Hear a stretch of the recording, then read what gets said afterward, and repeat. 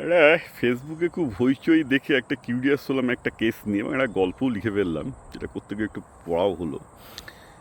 এই এখন মানে গ্রামাঞ্চল থেকে প্রচুর প্রচুর রিল বানানো মহিলা উঠে আসছে এবং তারা জনপ্রিয় ভাবা যায়। আমার মোটে বোধহয় কত 222,000 মতো, আমি এত জ্ঞান দিই তারপরেও আমার মোটে 222,000 ফলোয়ার। সেই প্রিয়তমা বলে একটা মেয়ের কিছু না একটু কোমর দুলিয়ে নাচ করতো আর কি।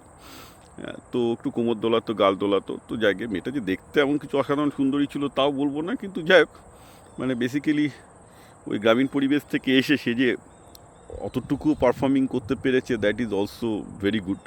তো তার দেখলাম প্রায় মানে 5 লাখের কাছাকাছি, 4.5 লাখ 5 লাখের কাছাকাছি ফলোয়ার, ঠিক আছে। সে এবং তার হাজব্যান্ড দুজনে মিলে করতো এবং সে কীটনাশক খেয়ে নাকি সুইসাইড করেছে, তারপর তার দুদিন বাদে তার হাজব্যান্ডও সুইসাইড করতে গেছে।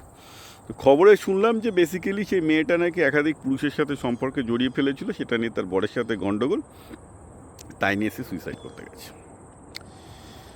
জানি না কতটা সত্যি, কিন্তু একটা ব্যাপার কি, আমি হঠাৎ করে লক্ষ্য করছি যে গ্রামের দিক থেকে, কলকাতার দিক থেকে না, গ্রামের দিক থেকে অনেক কন্টেন্ট ক্রিয়েটার মহিলারা কিন্তু উঠে এসছে এই প্রিয়তমার মতো। আমি মানে হঠাৎ করে সার্চ করতে গিয়ে আমি জানতামই না এতদিন যাতে উঠে এসছে, এবং দেখা যাচ্ছে যে এদের অধিকাংশই, এক দুজন ভালো, অধিকাংশই বেশ নির্লজ্জের মতো। কেউ মানে শাড়ি খুলে, কেউ একটু সায়া দেখিয়ে, মানে কি বলবো, মানে জঘন্যতম কুরুচি সব এই দেখিয়ে ভিউ বাড়াচ্ছে। প্রিয়তমা মেয়েটা অবশ্য সেরকম কিছু ছিল না, অশ্লীল কিছু করেনি, জাস্ট একটু নাচা গানা করতো, কিন্তু বাকি মেয়েগুলো ওই করছে। তবে তারা যে উঠতে পেরেছে বলে আমার মনে হয় না, কিন্তু এরকম 5 লাখ 10 লাখ ফলোয়ার এদের কিছুই করে না, শুধু একটু একটু হয়তো দেখতে ভালো, একটু সুন্দর হেসে গেল, একটু পাছাটা দুলিয়ে গেল, একটু বুকটা দুলিয়ে দিল, ব্যাস পুরোপুরি ভিউয়ারশিপ। এই হচ্ছে মানে আজকের দিনে রিল বানানো আর কি। এখন এটা খারাপ না ভালো, এটাতে জ্যাঠামো মেরে লাভ নেই। এখন মুশকিল হচ্ছে, আমি যতই জ্ঞানের কথা বলি না কেন, আমি আবার বলেছি, আমি নিজেও খুব ভাবছি, আমার থেকে ভালো কেউ জানে না যে মানুষ হচ্ছে শিম্পাঞ্জি। মানুষ খুব কম মানুষই মানুষ হতে পারে, অধিকাংশ মানুষই শিম্পাঞ্জি। সুতরাং তারা তাদের যৌনতা কামনা, ব্যর্থতাকে কামনাতাড়িত ব্যর্থতা, সেগুলো দিয়ে পরিচালিত হবে। তারা লজিক বা জ্ঞান দিয়ে পরিচালিত হবে না, কারণ সেটা হলে পৃথিবী অন্যরকম জায়গা হতো। এটা হয় না, এটা প্র্যাকটিক্যালি নট পসিবল। কিন্তু এক্ষেত্রে যেটা ব্যাপারটা দাঁড়াচ্ছে সেটা হচ্ছে যে মেয়েটা যে সুইসাইড করলো, কেন করলো, এটাতে একটা বেশ একটা ইন্টারেস্টিং জিনিস দেখা যাচ্ছে যে সে মেয়েটা অনেক পুরুষের সাথে সম্পর্কে জড়িয়ে পড়েছিল, এখন হবেই। সে রিল করেছে, বিখ্যাত হচ্ছে, তার টাকা আসছে, সে ইন্ডিপেন্ডেন্ট হয়ে গেছে। একটা মেয়ে যদি তার ক্ষমতা থাকে, টাকার থাকে, ইন্ডিপেন্ডেন্ট হয়, পৃথিবীর ইতিহাসে সব জায়গাতে সেই মেয়ের একাধিক পুরুষ থাকে জীবনে।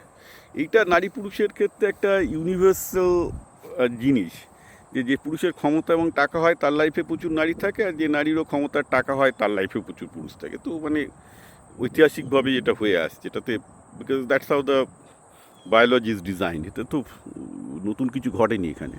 কিন্তু ঘটনাটা হচ্ছে এই যে, হ্যাঁ, সেটা একটা মানে সত্যিকারের যারা উপরে উঠে যায়, যারা টাকার জন্য কিছু পরোয়া করে না, তাদের সাথে আর একটা মেয়ে যেটা গ্রামাঞ্চলে আছে, একটা মধ্যবিত্ত ফ্যামিলি, নিম্ন মধ্যবিত্ত ফ্যামিলি থেকে উঠে এসছে, তাদের পক্ষে এটাকে নিয়ে একটু অ্যাডজাস্ট করা মুশকিল হয়ে যায় আর কি।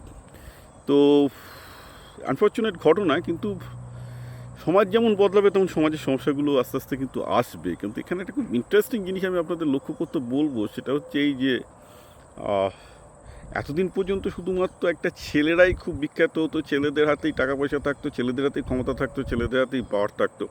এখন এইসব রিলের দৌলতে, কন্টেন্ট ক্রিয়েটারের দৌলতে একটা গ্রামীণ সাধারণ মেয়েও কিন্তু সেই ক্ষমতার স্বাদটা পাচ্ছে। আর ক্ষমতার স্বাদ পাওয়া মানেই তার লাইফে একাধিক পুরুষ আসবে, কিছু করার নেই, it is by default, bound to happen.